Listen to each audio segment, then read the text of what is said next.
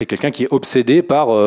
la fin des nations, des frontières, et qui en fait utilise toutes les thématiques que je vous ai citées précédemment pour arriver à un ordre politique post-national qui évidemment profiterait en premier lieu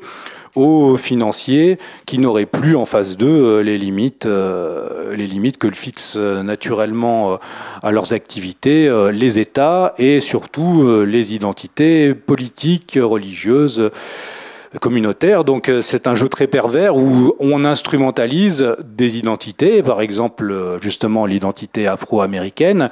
pour par exemple abattre un adversaire politique comme Trump, voilà, en interne. Récemment, j'ai consacré tout un dossier, quasiment un livre en fait, ce qui est mais sous forme d'e-book, qui est sur le site Strategica, sur l'influence politique des fondations Soros, par exemple en Asie. Dans l'actualité récente, un exemple concret de l'influence politique des fondations Soros nous est donné par son investissement en Birmanie. Alors, Birmanie, pour nous, c'est loin, mais en fait, c'est un pays stratégique en fait, un petit peu comme ce qui se passe actuellement en Afghanistan, en tant que débouché chinois sur l'océan Indien, et en fait sur les nouvelles routes un des axes des nouvelles routes de la soie, et surtout c'est le second producteur mondial d'opium après l'Afghanistan justement, et aussi de drogue de type méthamphétamine, parce que ces gens-là, bon, comme vraiment les fondations Soros par exemple sont très actives sur tout ce qui est légalisation de la consommation des stupéfiants au travers des organisations internationales type ONU, etc. Et sur le terrain, très concrètement, il s'agit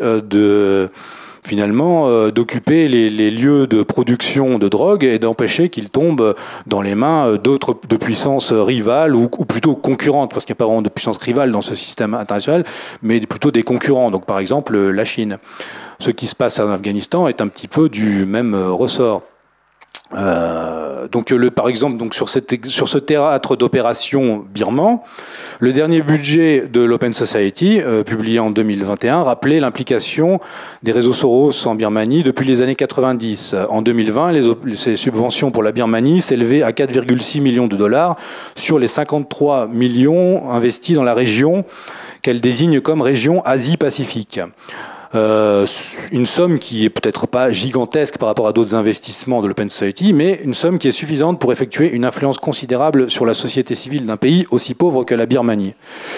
Je ne vais pas vous donner tout le détail, mais une influence qui se déploie dans des secteurs stratégiques de l'État et de la société birmane, dont le site de l'Open Society donne les détails, l'éducation, l'influence médiatique, l'économie et l'agriculture, l'énergie, la lutte contre les campagnes de répression de la culture et de l'usage de stupéfiants. C'est-à-dire que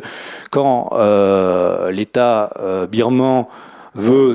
en tout cas freiner la culture de stupéfiants, eh bien, les ONG de l'Open Society interviennent et disent non, au nom des droits de l'homme, vous êtes en train de réprimer des braves paysans qui, dans le traditionnel bocage birman, cultive l'opium. Donc,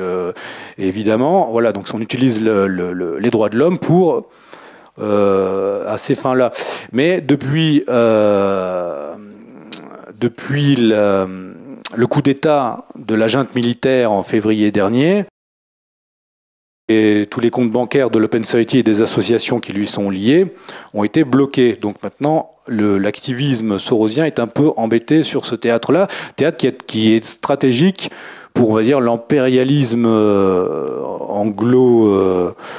anglo-saxon depuis longtemps, puisque la Birmanie a toujours été importante, même avant ça, pour l'Empire